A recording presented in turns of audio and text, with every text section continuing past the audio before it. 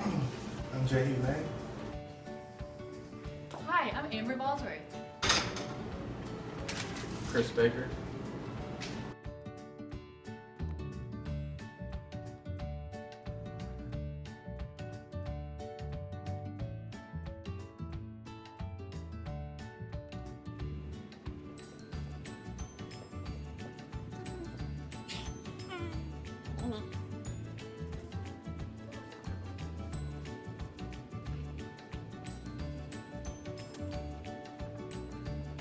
What does it mean in March? You have April, May, June, July before your books are due in August. That's 6 months ahead of time. So that's They said it's because they're by finals. They don't need to have them in the store yet. Weekly.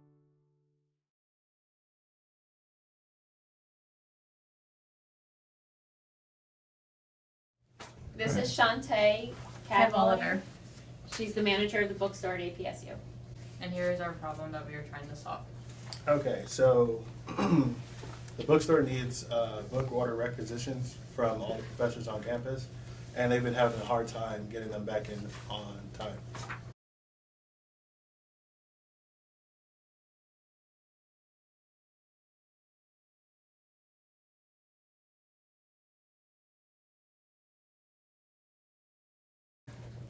Our first solution is we could change the dates. For the fall, we could change the date to the first Monday of November, which leaves about 4 weeks until finals. The spring semester, we could do the last Friday of March. And the professors agreed that that's a good time for them for both semesters. And that also leaves 4 weeks until the finals week. We thought of some minor consequences if they are late with the due dates. The first 2 weeks late, the professors and administration will receive weekly emails. So it's kind of going to get annoying, but they get reminded constantly. The second 2 weeks late, professors and administration will receive reminders every 3 days. Also, if they don't hand in their requisition, then the prior book they used in the very last semester will be used again in the next semester. So they really don't have a choice. If they don't hit the due date, then we just use the same book, and then students get their money back. So you kind of, somebody benefits. Yeah, exactly, yeah. Alternate ideas were, it would really be nice if there was more communication between you guys. It seems like it's all through email and it's requisition requests. It would be really helpful if you guys had a meeting of some sort, if everyone could find some time and talk about it and really communicate about their problems, and then you guys can say, okay, well, we can do this, we can do that, you know, how you can kind of compromise with them.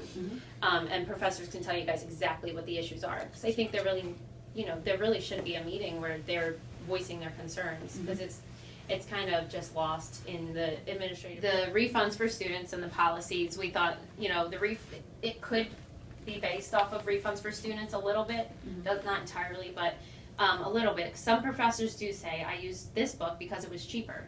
And so they're looking for the students' benefit in that sense.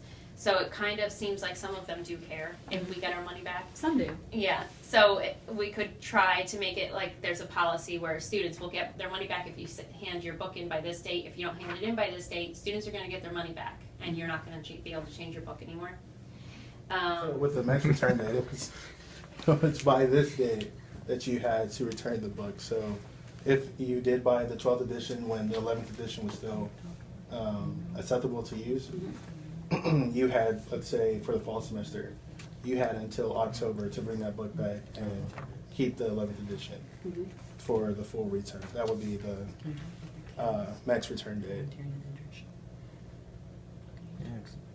The one was an email that we decided we could send out as the first email you send out. It'd be a box. You pick yes or no, so you can keep the same box, same book. You check yes, and if it's no, you just check no. And you like write what book do you want. So it's more automatic. They don't have to like go to the program. They just do it as an email back. And it would be a lot simpler using Foley. Another really out of the box solution we had was actually have students volunteer for student assistant positions, and they would kind of help with the workload for the professors with changing or selecting new books. So instead of having one professor go through 4 or 5 books every semester, you would at least have one student who could do 1 or 2 of those books. And the faculty would pick those students to help them pick their book? Yeah. Right.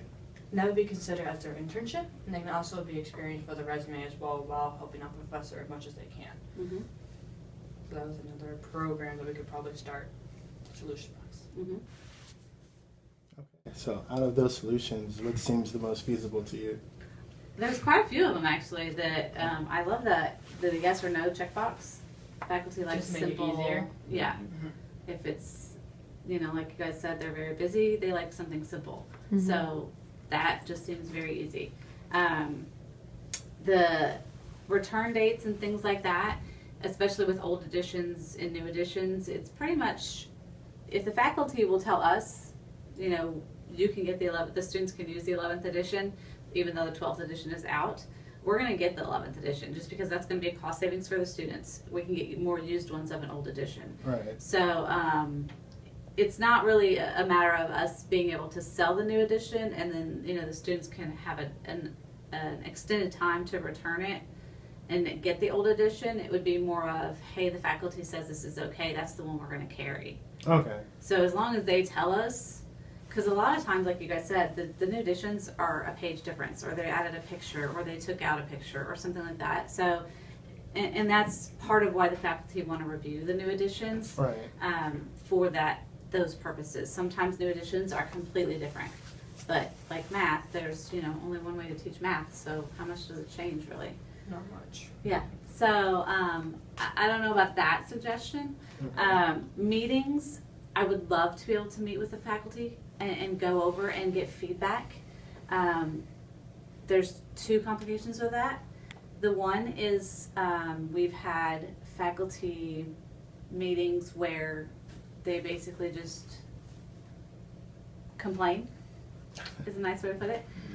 So there's not really any constructive feedback. It's just, this is what you're doing wrong. And it's not back and forth communication type style. The other one is, like you mentioned, they have so many meetings already. If you put a new committee at Austin P, nobody volunteers to join because they're on so many committees already. They have so many meetings. So that's the other part, is trying to get the right bunch of faculty together to have a constructive meeting. It's just a time constraint. I think it's a great idea though, especially if we could get communication back and forth with feedback. Email is the biggest form of communication just because you get to it when you get to it.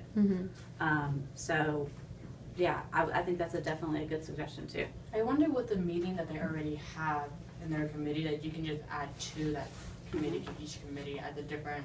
We have attended department meetings Okay. because I believe departments have a monthly meeting. I could be wrong, but we have attended a few of those where we tell them the promotions that are going on in the store, the savings that we do for the students, when book requisitions are due and why they're due so early. We tell them our ordering timeline, like you had mentioned, moving the dates to November 1st. Right. By October 30th, we've already had 2 pallets of used books on hold. And that's because we've gotten the orders early so that we had the used books on hand already by November 1st. So if we wait until November 1st to get those books in our system, then we've lost 2 pallets worth of used books already.